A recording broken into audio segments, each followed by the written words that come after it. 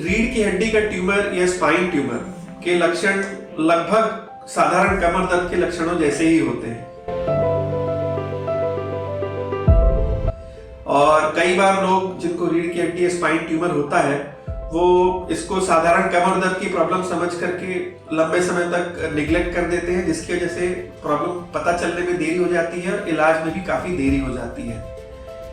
रीढ़ की हड्डी के या स्पाइन ट्यूमर के लक्षणों में सबसे अधिक कॉमनली कमर में दर्द होता है या पीठ में दर्द होता है जो नीचे पैरों तक जाता है और जैसे जैसे समस्या बढ़ती है तो ये पैरों का दर्द के साथ साथ फिर पैरों में सुन्नपन आना, पैरों में ताकत में कमी आना और फिर आगे चल करके लैट्रिन पेशाब में कमजोरी आना, लैट्रिन पेशाब के कंट्रोल में समस्या आना, ये सारी प्रॉब्लम इस पे धीरे धीरे करके बढ़ती, जैसे जैसे ट्यूमर बढ़ता है ये सारी समस्याएं सामने आते जाती है।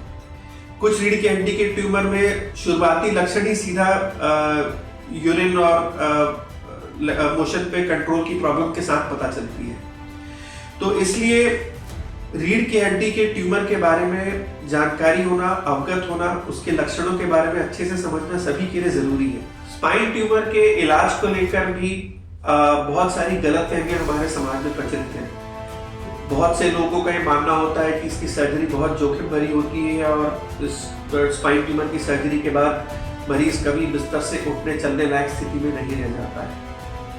निश्चित रूप से स्पाइन के ट्यूमर एक जटिल समस्या है और इसके इलाज में जोखिम होता है, मगर आजकल की हमारी मॉडर्न टेक्नोलॉजी और माइक्रो न्यूरोसर्जरी की टेक्निक्स के साथ और अन्य इनके एडजेंट्स के साथ ये सर्जरी को हम बहुत ही सुरक्षित रूप से और बड़े मिनिमम जोखिम के साथ, मिनिमम रिस्क के साथ कर पाते हैं। स्पाइनल ट्यूमर की सर्जरी को लेकर के जो गलत धारणाएं, गलत फहमियां, उनकी वजह से अक्सर लोग अपनी सर्जरी को डिले भी करवाते हैं। उनको लगता है कि भाई अगर इतना जोखिम है तो अगर इलाज को हम टाल सके, दवाइयों से ट्रीटमेंट हो सके तो अच्छा होगा, इस उम्मीद में कि किसी और तरह से ट्रीटमेंट हो सकता है। कई बार लोग अपनी बीमारी को निग्लेक्ट कर देते हैं और उसका इलाज लंबे समय तक डिले होने के कारण बीमारी और बढ़ जाती है। हमारा नाम वंश गोपाल जायसवाल है और हम यूपी से आए हैं और जो है कि 1.5 साल से बहुत ज़्यादा परेशान थे। बहुत जगह पटना, बनारस, अपनी बैठान बहुत जगह दिखाए, आराम नहीं हुआ। इसलिए जब गए तो बोल दिए कि नहीं चल पाओगी ऑपरेशन करने के बाद, तो वहाँ तो हिम्मत टूट गया। मगर जब यहाँ के प्रधान आए और बोले कि भाई वहाँ वहीं गए थे ठीक है, भाई हिम्मत करके यहाँ आए तो हुआ।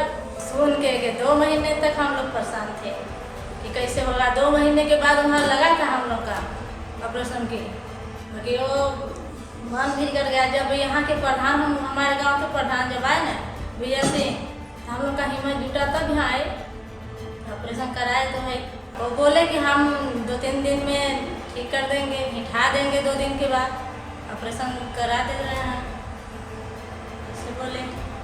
बिठा भी दिए, ला भी दिया, भाई चल भी रहे हैं। और बी केयर हॉस्पिटल तेलीबांधा में आए। यहाँ आए तो जो है कि हर्षित मिश्रा जी से मिले, तो मिलने के बाद वो बोले कि ठीक है कल आपका 9 बजे ऑपरेशन करेंगे। ऑपरेशन करने के बाद 3-4 घंटा ऑपरेशन में लगा। 4 घंटे के बाद जो है कि बाहर निकाले। 4 घंटे के बाद हमारे को मिलाए, पूरे होश में, पूरा बढ़िया अच्छे से मिली। इसके बाद हमारा घरवाली बढ़िया मिली और मिलने के बाद जो है कि अभी 3-4 दिन हो गया, बढ़िया चल रही है आराम से, कोई दिक्कत नहीं है।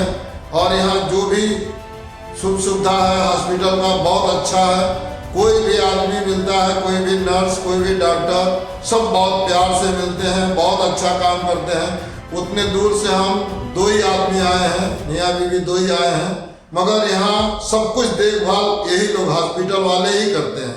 हमारे को कुछ नहीं करना पड़ता है, ये सब कुछ यही करते हैं। मेरी सलाह यह है कि भाई स्पाइन ट्यूमर अगर पता चल जाता है तो उसका सिर्फ और सिर्फ एक ही इलाज होता है कि उसे सर्जरी करके निकाल दिया जाए। तो जितनी जल्दी और समय पर ये सर्जरी होगी उतना उसके रिजल्ट्स सर्जरी के हमें अच्छे मिलने की संभावना है और बीमारी ठीक हो जाने की संभावना है। और इसकी सर्जरी में आज की टेक्निक्स के साथ जोखिम बहुत कम है।